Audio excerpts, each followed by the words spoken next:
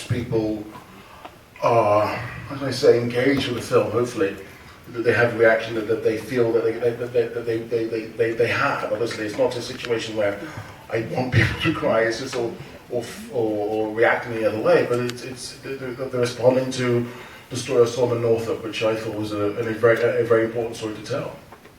I cried too, first when I saw the movie, I have to admit it.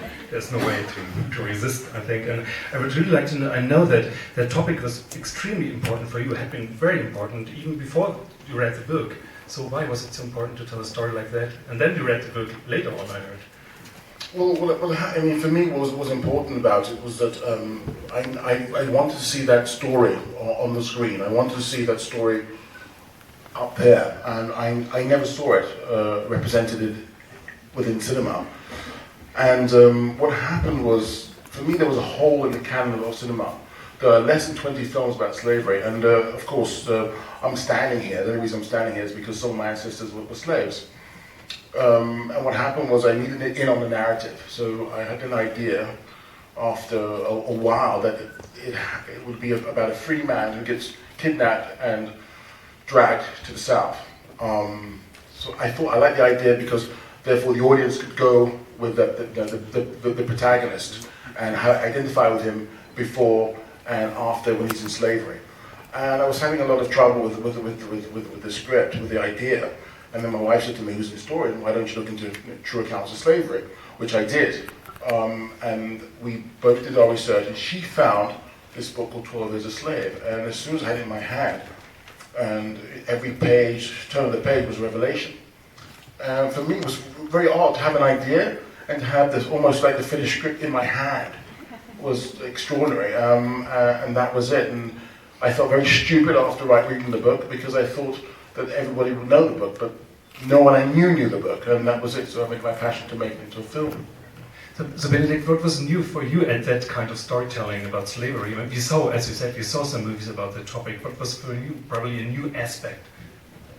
Well, I mean, like Steve, I'd never heard the story before. I'd shockingly never heard of the book and of this extraordinary man. And I was drawn to it because of John's script and knowing that he was directing it. And I thought, who better than to show the world an uncompromising, unflinching gaze onto a very extraordinarily dark and shaming part of our history, but also to view it through a prism that makes it a universal story. As Steve said, it's a free man. That's the extraordinary thing about this story, which makes it relatable beyond race and creed, although it is obviously about that very specific era. But before then, I think like most cinema audiences, there were a few things. I mean, I think at some point when I was growing up, or maybe at university, I saw Roots, and I think Amistad came out when I was at university, and a few other films that dealt with certain aspects of it. I also played a part in a film called Amazing Grace about William Wilberforce and the sort of white anti-slavery movement, the political movement in the UK and abroad. But no, this was, I knew this was going to be a very important piece of work. In a way, we have three models of slaveholders in the movie, three kinds of characters. Maybe you can explain a little bit your character, what's so special at that guy?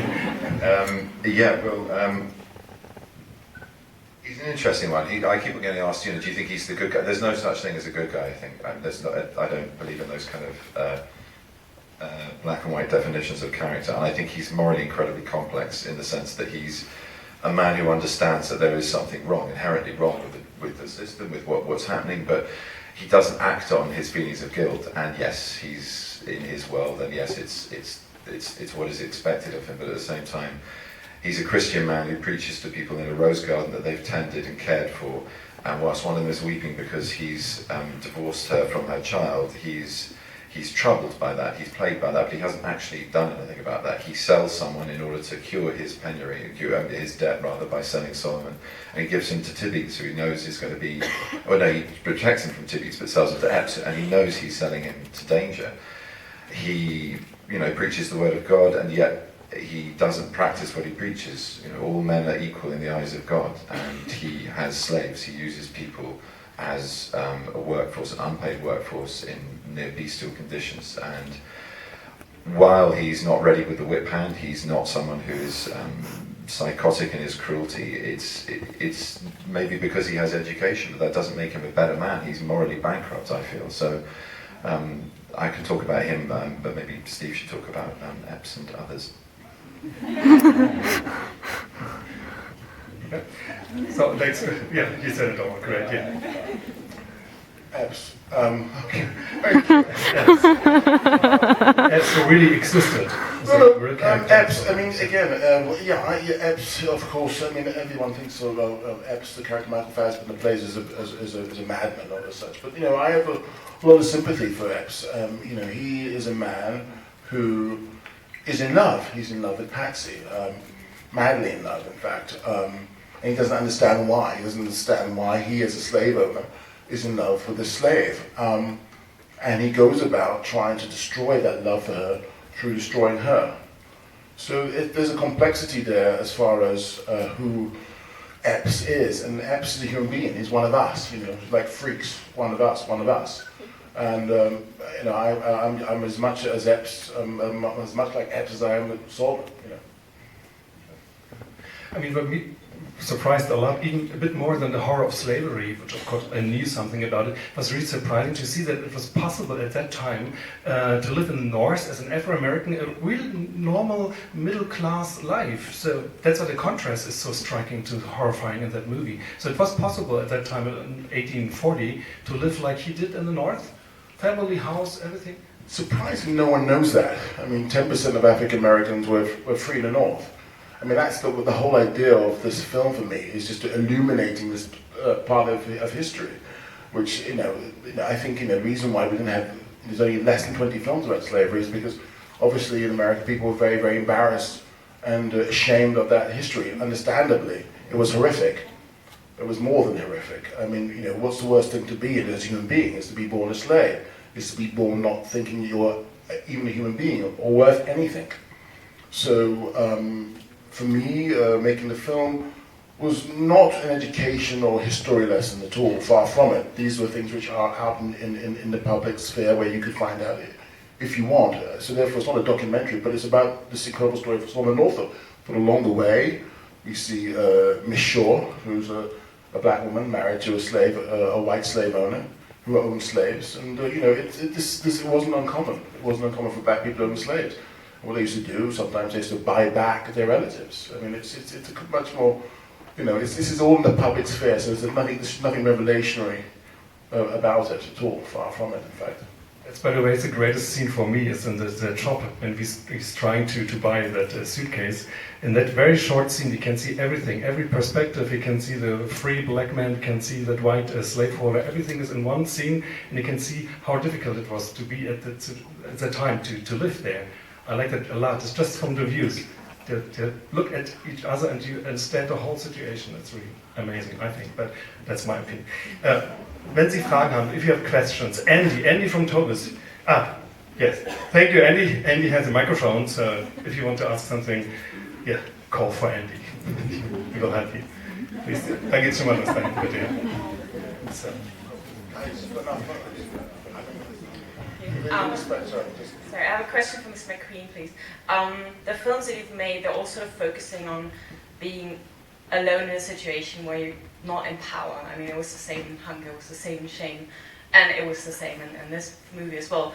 What is it that drives that particular notion of a film that you make? Well, they're all three different films in the sense of the way that Bobby Sands in Hunger transcends his situation, uses his body as a weapon to transcend him from being a prisoner to being, as I said, a weapon. So that's separate. So one sense. Goodness gracious, Solomon. Brandon Sullivan in Shame is he has an addiction.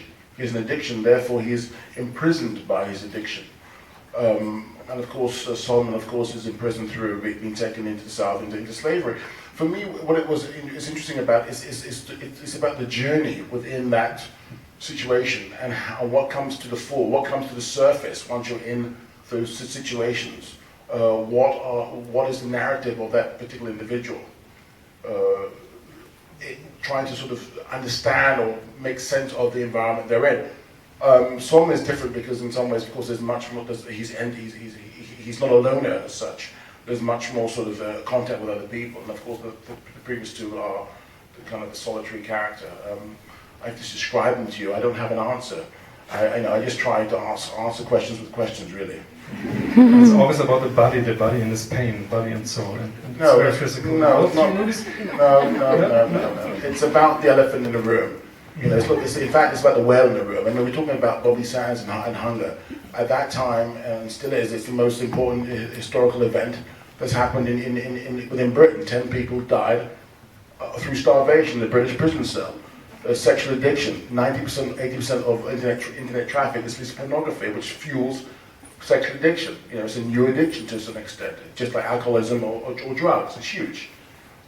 Slavery. Do I have to go on? I mean, it's a silent conversation in which never gets spoken about. You talk about unemployment. You talk about prison populations in America, healthcare, mental health, drugs, crime. These are all evidence of slavery, which never gets spoken about. So it's not at all. You know, it's a huge thing. I mean, you know. Next question. Hello. We have spent quite some time at university talking about 12 Years a Slave, actually, and obviously it's not the only story that needs to be told from this time. So I wanted to ask if you had any other stories that you wanted to put into the movie, or Benedict, that you researched, like other books you read, other literature you read for the topics, so to say, that you really felt that belonged into the movie, or that they helped you to develop your character. I think that's a Benedict question as far as characters is concerned. As far as the movie is concerned, no. I can look at, films on slavery or anything. They just focus on Solomon's book, which was so detailed, which was so microscopic in its sort of look and that ritual within the book. And I spoke to Skip Gates, who's a professor at Harvard on slavery, Iris Berlin, so forth. I went to some museums and people within that to talk about the artifacts and traditions of what happened during that time. But the biggest research for me was actually going to Louisiana and the heat, which is extraordinary.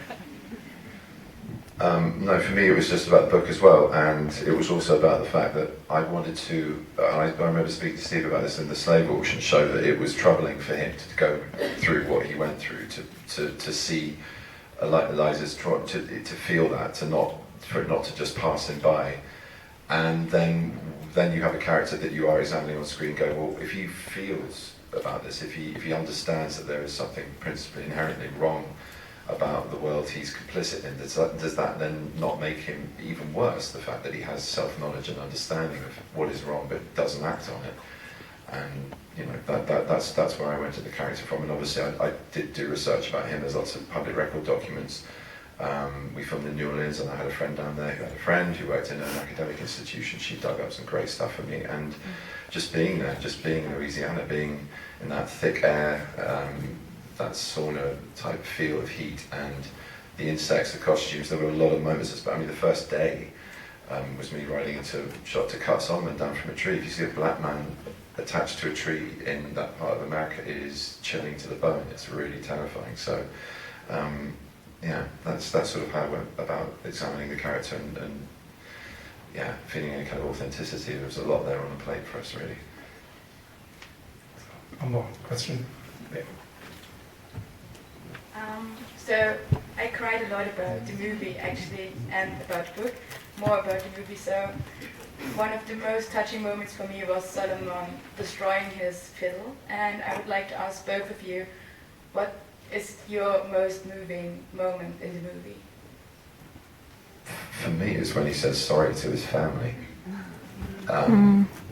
That's what makes him a universal hero. That through the disgrace of the treatment that he endures, he manages to hold on to that grace, to that human nature, that he can apologise for his absence to his family, having endured what he's endured. That for me is the thing that it makes me pretty upset just thinking about it. That for me was the. And there's one other moment when, because you're looking to him for hope all the way through, because he is our hero and you know he survives, hence it's 12 years a slave, and and thankfully nothing else. But there's one moment where he just loses all hope, and he sort of stares at you complicitly. His eye just glazes over, but it also passes through the camera, and it draws you completely into his dilemma and feeling not just complicit, but aware that a man is losing hope. And there's nothing more upsetting than that in a story of such moral degradation as the one that this portrays. Yeah. Needs to answer to. Okay, nice. Mr. McQueen, you once said that you can't do American movies because they always have a happy ending. So would you say this has a happy ending because in the end he got reunited with his family, or would you say it's not a happy ending because he didn't get the justice he deserves? And what is, for both of you, the most important message the film transports today? It's ongoing, of course. It obviously, I mean, I would say it's not a happy ending. Of course, he dies. We don't know where he died, or how he died, or when he died. Solomon, he was involved with the Underground Railroad at that time, and he was an adverse. He was an advocate of abolition.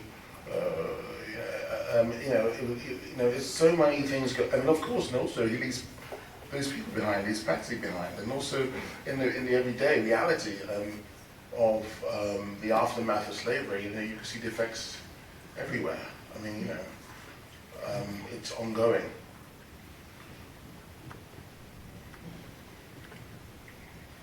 It's a question for both of you. Benedict is Mr. Ford.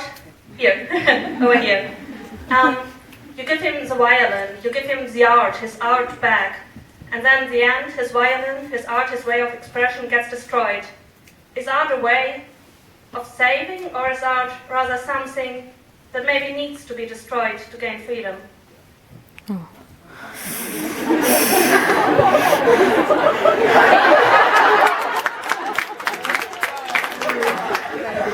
I could do a circuit lecture on that if you want. 2 days. If you meet Buddha on the road to kill him, I mean, of course there is that symbolic nature to destroying art. But I think in this instance, it is a man giving up hope. It's pure anger. It's just desperation, and the act of destruction should be emotionally upsetting. That's a man's psyche in turmoil.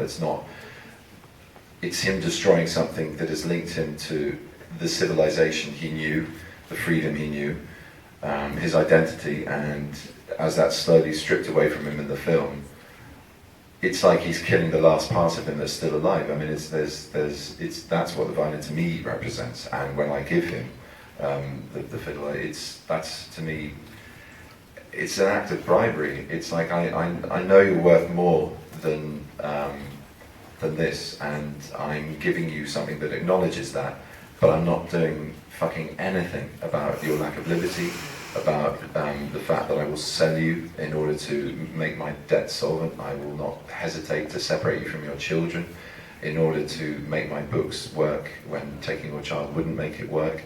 I will not practice what I preach as a Christian. To me, the violin is a violent gift. In that moment, it seems pleasant and saccharine, and then it becomes something which is a totem of the real disgrace of what a man endures. Beyond that, I'll be doing a lecture tour in a year's time. So, Steve, one last question, because I'm always very impressed by the movie, by all the details. You were extremely precise, as far as I know. Even the chains came from a museum. You used the original places, original sets. Why was it necessary to work there, not in a studio or something like that, or to use all the original stuff? Well, we worked with a lady called Patty Norris, who was a costume designer, who's amazing, 86 years old, who's just a genius. And she built some of the clothing you saw on the screen, actual slave clothing. I worked with a guy called Adam Stockhausen, who's an art designer, who's just, again, I think he was working here in Berlin. He was working with, I can't remember who he was working with, but he's an amazing man for detail, very serious guy.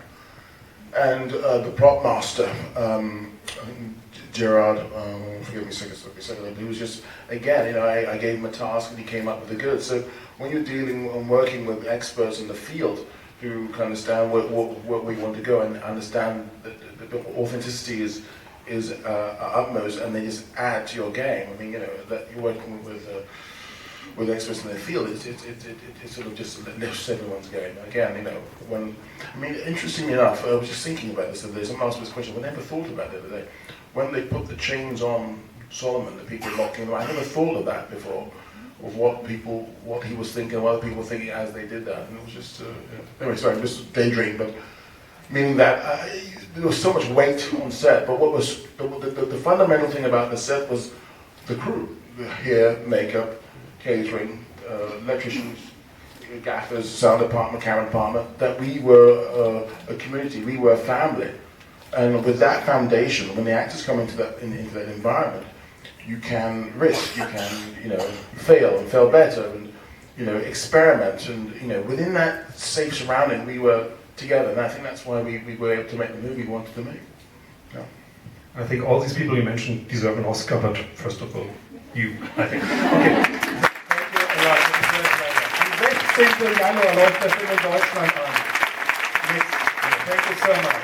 Thank you very much.